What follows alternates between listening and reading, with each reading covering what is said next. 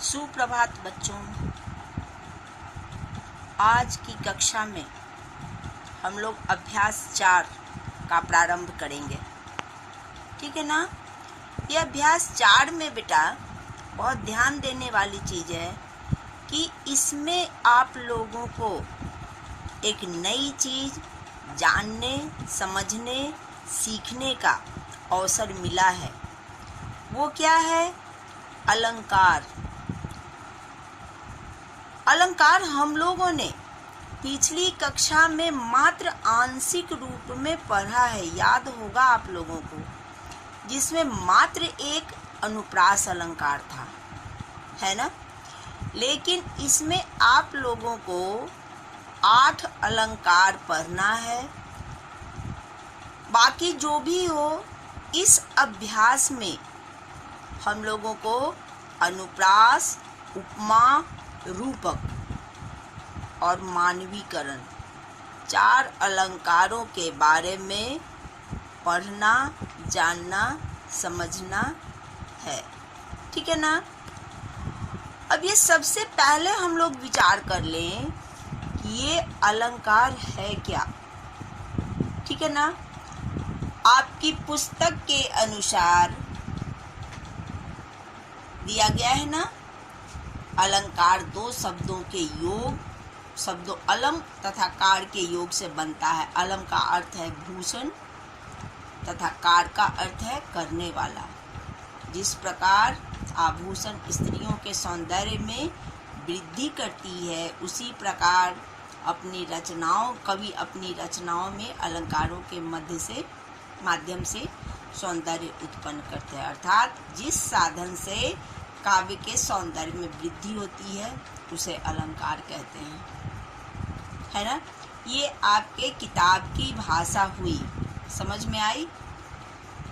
ये जान लीजिए बेटा कि अलंकार का शाब्दिक अर्थ होता है गहना, है ना, आभूषण।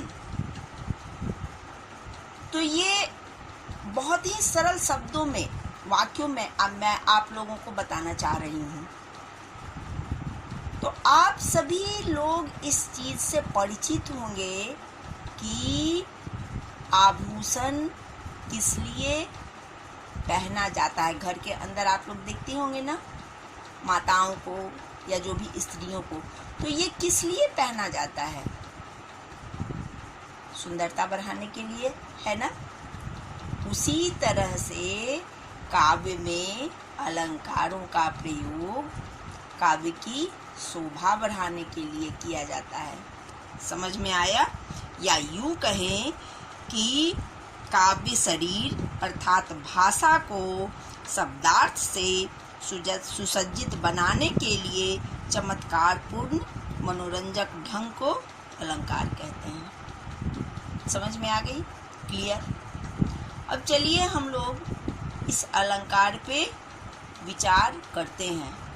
ठीक है ना। एक एक कर हम लोग देखेंगे। अब यहाँ देखिए आप लोग, ये पहला, नीचे काव्य पंक्तियों को ध्यान से पढ़िए, है ना। एक एक। घूम घूम जो बल खाती थी सर्प सरीखी। दूसरा है कोई बाहर नहीं निकलता सांझ समय तक। उसके आगे नप्पड़ चमचम चपला चमकी। आगे लाली मेरे लाल की जिद देखूं तित लाल। ठीक है। अब इन काव्य पंक्तियों में मोटे काले शब्दों में जिस वर्ण की आवृत्ति हुई है उसे शब्द सहित लिखना है ना। ये पहले में आपको उदाहरण के रूप में बता दिया गया है। पहली पंक्ति में क्या है? सर्प सरीखी। किस वर्ण की आवृत्ति हुई है? स्वर्ण की। उसी तरह से आपको दूसरी पंक्ति क्या है? सांझ समय, स्वर्ण। इसी तरह से आप लोगों को बेटा करना है। फिर आगे देखिए, तीसरी पंक्ति में क्या है? चमचम चपला चमकी, चौवर्ण। और चौथी पंक्ति में लाली लाल लाल, लवर्ण। समझ में आ गया? यानी ये अनुप्रास अलंकार का उदाहरण है। पिछली कक्षा में हम लोगों ने पढ़ा है ना कि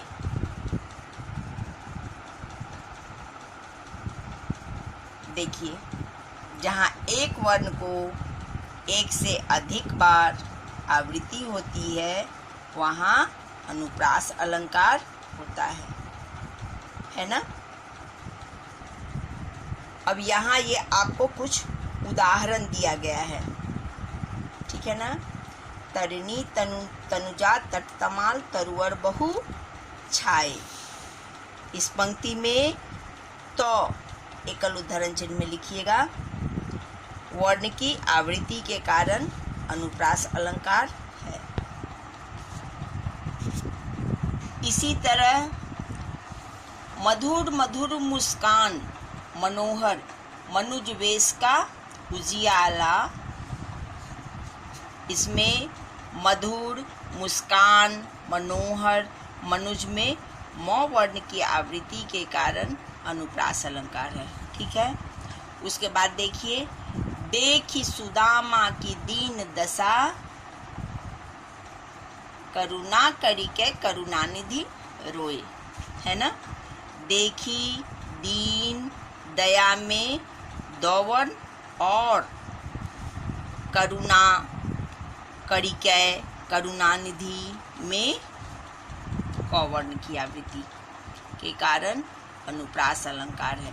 क्लियर। अब आप लोगों ने अनुप्रास अलंकार में किसी तरह की आप लोगों को परेशानी नहीं होनी चाहिए, ठीक है। अब ये दूसरा है उपमा अलंकार, ठीक है ना। इसमें ध्यान दीजिएगा, उपमा अलंकार जो होता है इसमें क्या, जहाँ किसी व्यक्ति वस्तु की तुलना किसी अन्य व्यक्ति या वस्तु से की जाए, किसके आधार पे, समानता के आधार पे, वहाँ उपमा अलंकार होता है।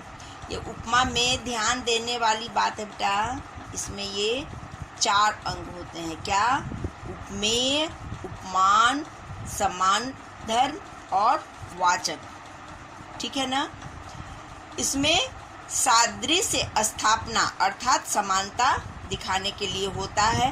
अब यहाँ ये देख लीजिए कि उपमेय उपमान जो इसका अंग है, उपमेय आपका हो गया जिसकी तुलना की जाए, है ना, जिसको कि विशेषण भी कह सकते हैं, और उपमान जिससे तुलना की जाए अर्थात विशेष से, ठीक है ना। समान धर्म जिस गुण के कारण तुलना की जाए अर्थात जो दोनों में पाया जाता है, और वाचक जो हुआ आपका शब्द समानता लाने के लिए सा से सी वगैरह, यानी ये इसकी पहचान के लिए आप लोग याद रखिएगा, ठीक है ना। उपमा के ये 4 अंग जिन पंक्तियों में दिखाई दे वहाँ उपमा अलंकार होता है। अब यहाँ ये आपका एक उदाहरण दिया गया है, काली सड़कें ताल कुल की अंगारे सी जली पड़ी थी, है ना। इसकी व्याख्या की गई है, सड़कों के अत्यधिक गर्म होने के कारण उनकी तुलना अंगारों से की गई है ना। अब ये आगे बाकी उदाहरण जो है ये आपको पढ़ने के लिए है, ठीक है ना। मैं बता दे रही हूँ, आप लोग इसको भली भांति पूरा कर लीजिएगा। एक रम्य उपवन था नंदन वंशा सुंदर, यानी उपवन की सुंदरता के कारण उसकी तुलना नंदन वन से की गई है, ठीक है ना। नंगे नंगे दीर्घकाय कंकालों से वृक्ष खड़े थे। समझ में आ रहा है किसकी तुलना किससे की गई है, बताइए, है ना। नील गगन सा हृदय शांत हो रहा, कर लीजिएगा या मैं बता दूं। चलिए अंतिम बता दे रही हूँ, आप लोग इसको गृह कार्य में कर लीजिएगा। शांत होने के कारण हृदय की तुलना नील गगन से की गई है। ठीक है ना। इस तरह से मेरे समझ से आप लोगों ने उपमा अलंकार को भली भांति समझ लिया होगा और इसे अभ्यास पुस्तिका में कीजिएगा। अब ये तीसरा है रूपक अलंकार। ठीक है ना। ये देखिए, दो उदाहरण दिया गया है। पायो जी मैंने राम रतन धन पायो। दूसरा है पर नर व्याघ्र सुयोधन, जिसको कि यहाँ एक्सप्लेन किया गया है आपका, है ना। क में राम, उपमेय में रतन, रतन धन उपमान का, तथा उदाहरण ख में नर उपमेय में व्याघ्र उपमान का अत्यधिक समानता के कारण आरोप किया गया है। यहाँ यूं कहें कि आपका रूपक की जो परिभाषा है, जहाँ उपमेय और उपमान की अत्यधिक समानता को प्रकट करने के लिए उपमेय में उपमान का अभेद आरोप किया जाता है, वहाँ रूपक अलंकार होता है। समझ में आई बात, है ना। तो ये अभेद आरोप यानी बिल्कुल समान, कोई भेद नहीं हो। ठीक है ना। अब ये देख लीजिए आगे, ये आप लोगों को उदाहरण जो दिया गया है वो करने के लिए। ठीक है ना। निम्नलिखित काव्य पंक्तियों में रूपक अलंकार स्पष्ट कीजिए। पहला क्या है, बहुत ही ये सामान्य पंक्ति, दोहा जो भी कहें। ठीक है ना। चरण कमल बन दो हरिराई, यानी उपमेय चरण और उपमान कमल में अभेद आरोप स्थापित किया गया है, इसके लिए यहाँ रूपक अलंकार है। अब ये आपका दूसरा उदाहरण, गुरुपद पंकज सेवा। ठीक है ना। इसमें कहीं कहीं योजक चिन्ह का प्रयोग मिलता है, ध्यान दीजिएगा। जहाँ योजक का प्रयोग मिले वहाँ आप 100% रूपक समझिएगा। ठीक है ना। तो कहीं कहीं ये होता है, जैसे कि इसमें पद और पंकज के बीच में योजक चिन्ह है। ठीक है। चलिए अब इसकी हम व्याख्या करते हैं। उपमेय पद और उपमान पंकज में अभेद आरोप स्थापित किया गया है, इसके लिए यहाँ यानी इससे यहाँ रूपक अलंकार है। बात समझ में आ गई। चलिए अब तीसरा, गौ। मनसागर मनसा लहरी बूढ़े बहे अनेक। उपमेय मन और उपमान सागर में अभेद आरोप स्थापित किया गया है, इसलिए यहाँ रूपक अलंकार है। इस तरह हम लोगों ने अनुप्रास, उपमा और रूपक पढ़ा, 3। अब ये अंतिम आपका इस अभ्यास में जो है वो चौथा अलंकार क्या है, मानवीकरण अलंकार, है ना। जैसा कि नाम से ही स्पष्ट है। चलिए बताने के दरमियान बताऊंगी। इसमें देखिए उदाहरण जो दिया गया है, इस सोते संसार बीच जग कर सजकर रजनी बोले। रजनी अर्थात रात, मालूम ही है आप लोगों को, मनुष्य के समान बोलने की क्रिया करते दिखाया गया है, अतः यहाँ मानवीकरण अलंकार है। या यूं कहें कि इसकी परिभाषा हो गई, जड़ अथवा अचेतन तत्वों पर मानवीय भावों, संबंधों और क्रियाकलापों का आरोप करके उन्हें मनुष्य के समान व्यवहार करते हुए दिखाना मानवीकरण अलंकार है ना। दूसरे शब्दों में बेटा, काव्य में जहाँ जड़ में चेतन का आरोप किया जाए वहाँ मानवीकरण अलंकार होता है ना।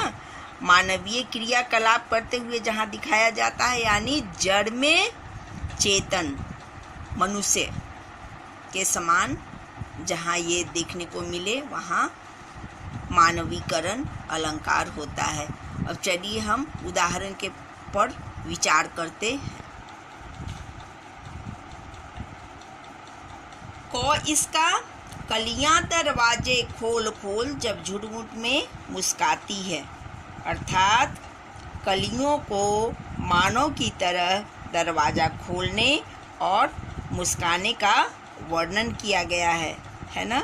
झुरमुट का अर्थ झाड़ी होता है बेटा, है ना, इसलिए मानवीकरण अलंकार है।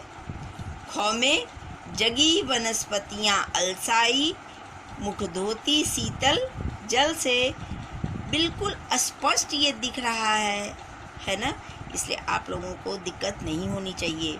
क्या वनस्पतियों को मानव की तरह जागने, अलसाने और मुंह धोने का वर्णन करते दिखाया गया है, इसलिए यहाँ मानवीकरण अलंकार है। इस तरह से एक और इसका ग, मेघमय आसमान से उतर रही संध्या सुंदरी परी सी, धीरे धीरे धीरे, ठीक है ना। अब यहाँ देख लीजिए कि संध्या को आसमान से धीरे धीरे उतरने का वर्णन किया गया है, इसलिए यहाँ मानवीकरण अलंकार है। इस तरह हम लोगों ने 4 अलंकार पढ़े और उसका अभ्यास कार्य में किया। मेरे समझ से आप लोगों को ये चारों अलंकार क्लियर हो गया होगा। अब आगे ये 10 में ध्यान दीजिए, ये क्या है, हम लोगों ने पहले भी किया है। निम्नलिखित काव्यांश को पढ़कर दिए गए प्रश्नों के उत्तर लिखिए। इसको क्या कहते हैं? अपठित काव्यांश। हम लोगों ने पहले भी किया है, ठीक है। इसका अर्थ मैं पढ़ के बता दे रही हूँ और तब इस काव्यांश से दिए गए प्रश्नों के उत्तर को लिखना है। बदल दो जमाना धरा जगमगाओ, पसीना बहादुर सोना बनाओ। किसे कहा गया है? कवि ने किसे कहा गया है? हम सबों को। क्या? बदल दो जमाना, जमाना को बदल दो। कैसे? धरा जगमगाओ, पृथ्वी को जगमाओ। कैसे? पसीना बहादुर सोना बनाओ, यानी कर्म करो, है ना, मेहनत करो। पसीना बहाना, मेहनत करके धूल को सोना बना दो, यानी कठिन मेहनत करो। घृणा को घृणा से कठिन जीत पाना, कठिन बैर को बैर से है दबाना। कठिन है बहुत राह इस जिंदगी की, बनाओ उसे तुम सुकोमल बनाओ। क्या है? घृणा को घृणा से कठिन जीत पाना, है ना। किसी भी घृणा, नफरत को नफरत से कभी भी जीतना, उस पर विजय पाना मुश्किल है ना। कठिन बैर को बैर से है दबाना। बैर यानी दुश्मनी, दुश्मनी को दुश्मनी से कभी भी नहीं दबाया जा सकता है। कठिन है बहुत राह इस जिंदगी के, इस रास्ते के, इस जिंदगी रूपी रास्ते के जो रास्ता जो है वो बहुत ही कठिन है, इसलिए बनाओ उसे तुम सुकोमल बनाओ। तुम उसे कोमल ही नहीं सुकोमल बना दो, यानी इन चीज़ों के विपरीत, है ना। घृणा को प्रेम, बैर को प्रीति से, है ना, इस तरह के गुणों से दूर किया जा सकता है, ठीक है। बदल दो जमाना धरा जगमगाओ, बहुत ही सरल है उठे को गिराना, बहुत ही सरल है बने को मिटाना। सरल है नहीं किंतु निर्माण करना, अगर हो सके तो इसे कर दिखाओ। बदल दो जमाना धरा जगमगाओ। क्या है? बहुत ही सरल है उठे को गिराना, यानी उठते हुए किसी का पैर खींचना बहुत ही आसान है। बहुत ही सरल है बने को मिटाना, किसी भी निर्मित भवन को धराशायी करना बहुत ही आसान है, किंतु आसान क्या नहीं है, क्या है? सरल है नहीं किंतु निर्माण करना, किंतु उस जो बिखरा हुआ है उसका निर्माण करना मुश्किल है। इसलिए अगर हो सके तो इसे कर दिखाओ। क्या कर दिखाओ? जो कि निर्माण करके, जो बिखरा हुआ है उसका पुनः निर्माण करके दिखाइए, तभी ये ज़माना को बदला जा सकता है और जिसके परिणाम स्वरूप धरा को, पृथ्वी को जगमगाया जा सकता है। इस आधार पर ये 4 क्वेश्चन जो दिया गया है इस काव्यांश के आधार पे, जिसे आप लोग करने की कोशिश कीजिएगा, है ना। पहला क्या है? कवि क्या करने के लिए कह रहे हैं? धरा को कैसे जगमगाया जा सकता है? कवि ने किन कार्यों को कठिन कहा है? कवि के अनुसार क्या करना सरल है? और 5वां ये अंतिम, कवि क्या कर दिखाने के लिए प्रेरित कर रहे हैं। अब आप लोग बेटा, अभी जो मैंने काव्यांश पढ़ाया है इसके आधार पर आप खुद से पहले इन 5 प्रश्नों को उत्तर देने की कोशिश कीजिएगा। पुनः अगली कक्षा में मैं इसके उत्तर पे पुनः विचार करूँगी, ठीक है ना। गृह कार्य के रूप में आप लोग ये जो 4 अलंकार मैंने पढ़ाया है इसको आप लोग HW कॉपी में अच्छे से चारों अलंकार को लिख लीजिएगा, ठीक है। धन्यवाद बच्चों।